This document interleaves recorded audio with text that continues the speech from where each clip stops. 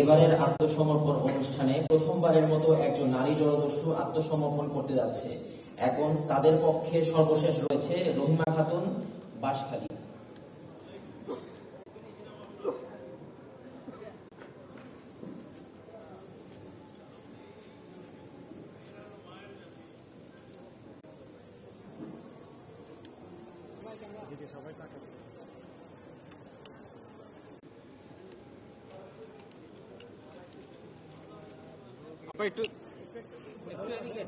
একটু ধরেন,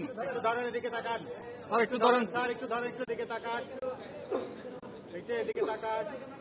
আল্লাহ 70 মামলা দিয়ে গিয়ে দিয়ে মামলা খালাস চাইবে খালাস চাই এরা সবাই খুশি সরকার তাই আর ফুস দিলে এরা স্বামী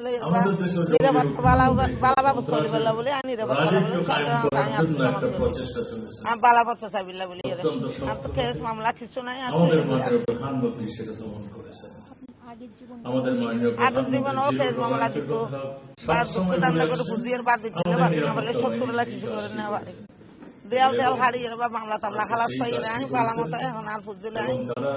রেফার অভিযানের মাঝে দরখাস্ত দিয়ে শত্রু